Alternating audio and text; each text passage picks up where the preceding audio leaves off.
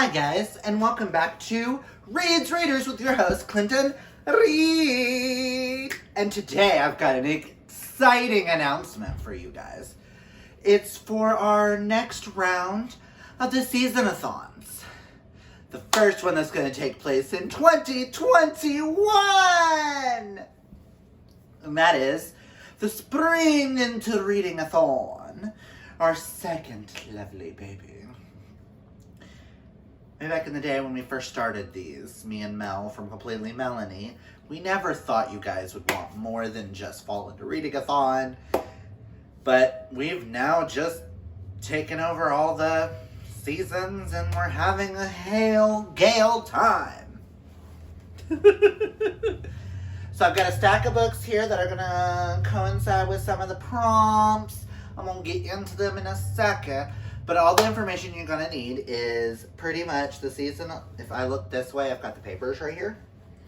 It's going to take place March 15th through the 21st with a live show over on Mel's channel. What the hell was that? And then just like, a piece of hair fell off of me.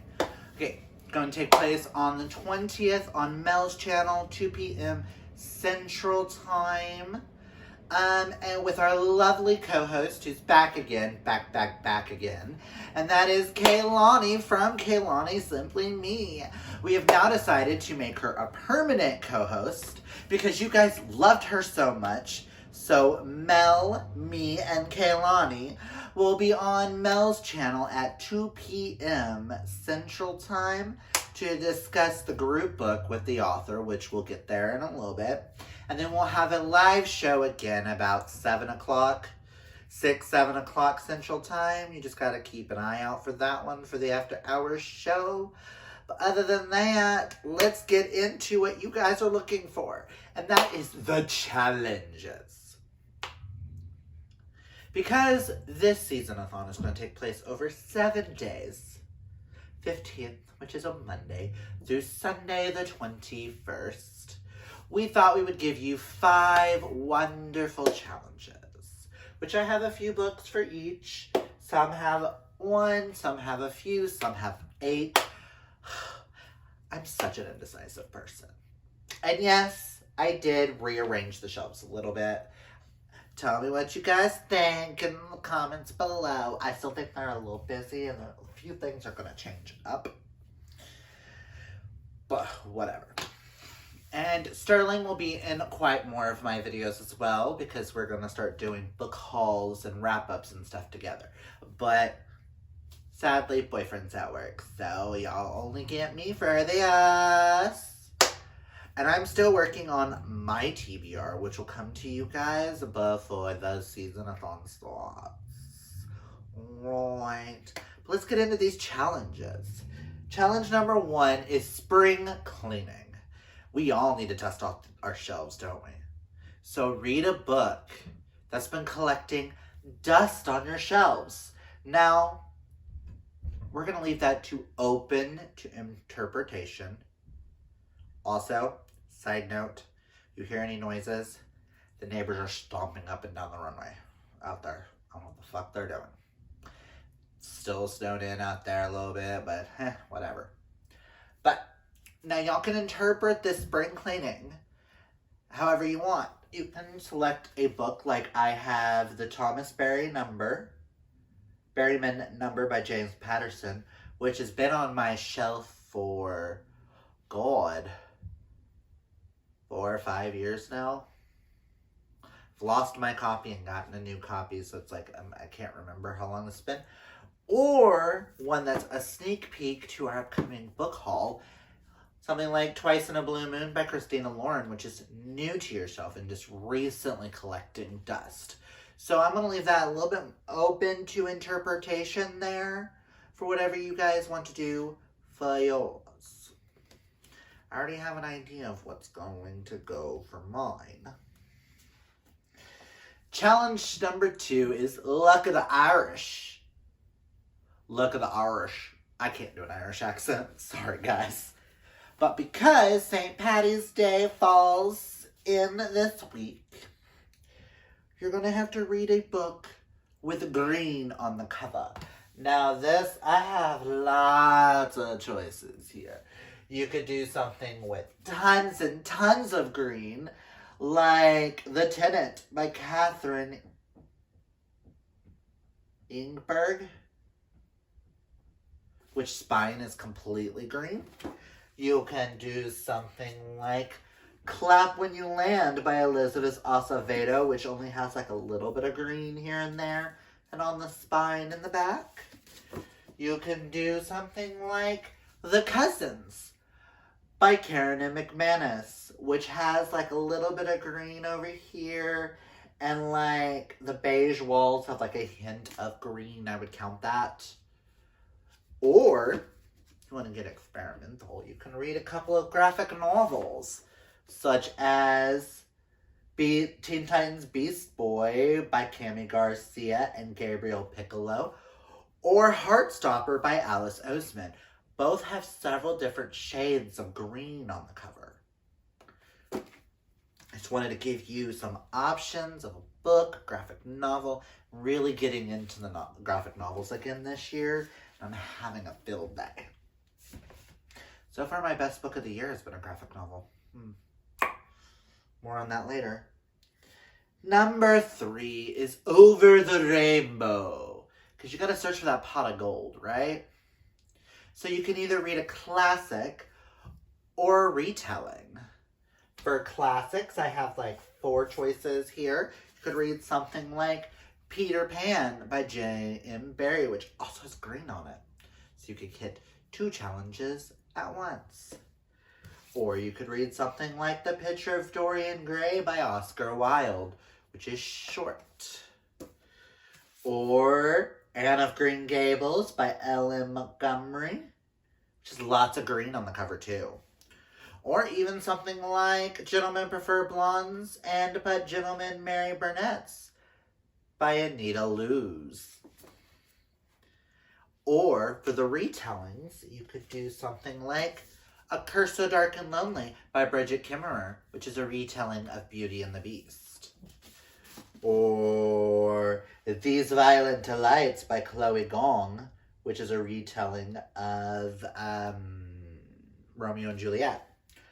Or something like Once and Future by Amy Rose Capetta and Corey McCarthy, which is a retelling of King Arthur. Or something like Cinderella is Dead by Kaylin Barron, which is a retelling or reimagining sequel to Cinderella. Highly, highly recommend.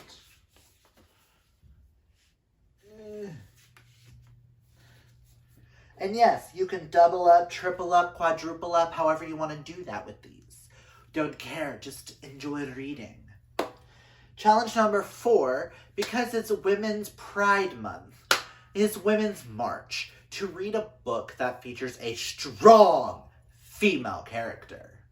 Which I've got several choices. You could do someone like Aubrey Rose from Stalking Jack the Ripper, which also has different shades of green on it. Which should also count as a retelling because it's a retelling of Jack the Ripper. I would count it. I don't know about Mel and Kaylani, but I would count it. Because there's also a slight Frankenstein retelling in here. Don't ask. Or you could do something like Killing November with November. I can't remember November's last name. She's a badass female character. Or you could do something like Selena Sardathian in Throne of Glass by Sarah J. Maas. All 3 strong women. And last but not least is challenge number 5. Spring Break Bash. You could either read the group book or buddy read a book. And we're going to be reading for the group book.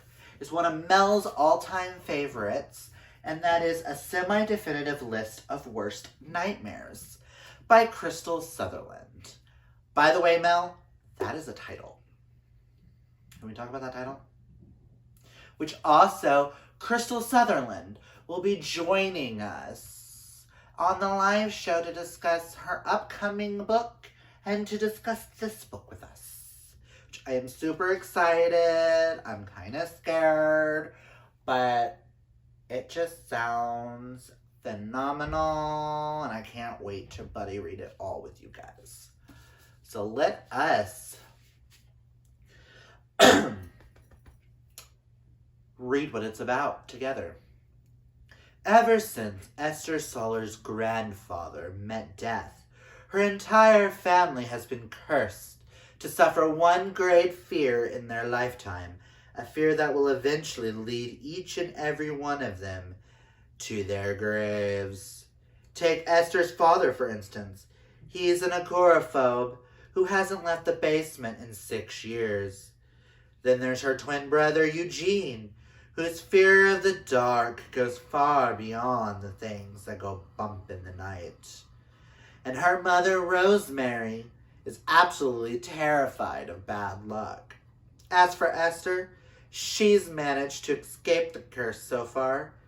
She doesn't yet have a great fear because she avoids pretty much everything.